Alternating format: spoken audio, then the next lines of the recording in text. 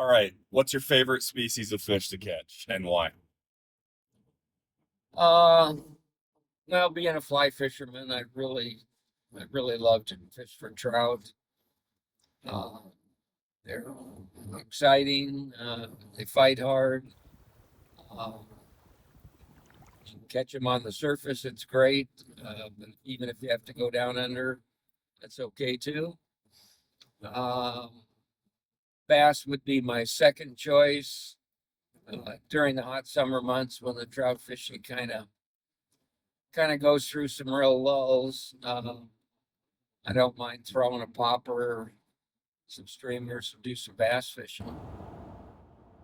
Okay. Do you remember your first trout you ever caught, or is there any catch from when you were young that like significantly stands out to you that you're like, okay, I could really start to enjoy this fly fishing thing? Well, I don't think it was probably until I got into college and um, started making some trips to Yellowstone Park. And we'd already always read about the famous Henry's Lake. So one of my fraternity brothers was into fly fishing also, and we just pack up the truck and camper, and he had a little Gregor boat, and we said, let's go to Henry's Lake, and when we get done there, we'll go into the park. So this was back in the 70s, and some great fishing at Henry's Lake. Had no idea what we were doing when we got there, so had to ask a lot of questions, and some of those people are fairly tight-lipped, so we hung around the fly shops and kind of gleaned what knowledge we could and what flies to buy. That was our first introduction to a sinking fly line.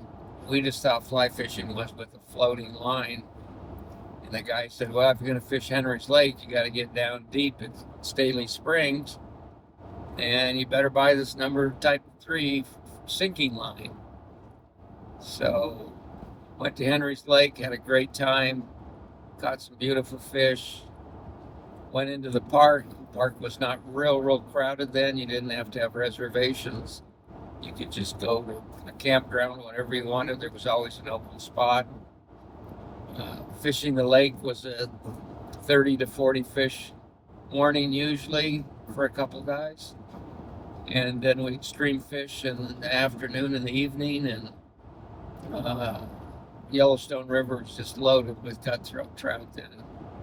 It was not unusual to catch 20 or 25 in an evening or afternoon.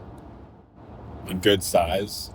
They were smaller than what you're going to catch now because there was a lot more of them. So you were talking usually 14, 15, maybe 16-inch trout, occasionally a 17.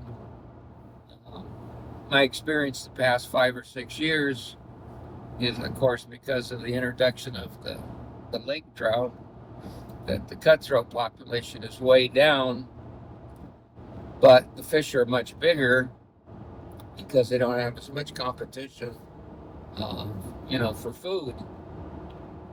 So you're not going to go out there and catch 20 in an evening, but if you do catch a few, they're going to be pretty good size. Yep. Yeah. And just so the audience understands here, when you say you just popped over with a fraternity buddy to Yellowstone National Park to go fly fishing, how far was that drive from Southern California to Yellowstone? I don't know in miles, but it was a 2-day. It wasn't something you were going to drive in one day. It was a 2-day deal.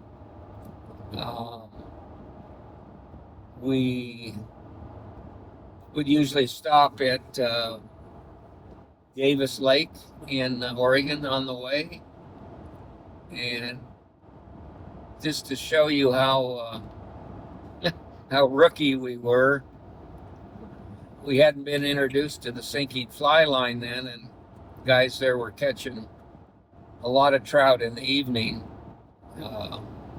where the Odell Creek came into the lake, but we noticed they weren't catching them on the surface, but they were going down to catch them, and we didn't have sinking lines, so we took little thin lead wire and wrapped it around each knot in our leader in order to get our fly down. And then all we had was a dry fly called Royal Coachman, so we took scissors and trimmed the wings off of that, made it look like a nymph. So between that and being able to get our leader down with this lead wrapped around our knots, we got down, and then we started catching fish.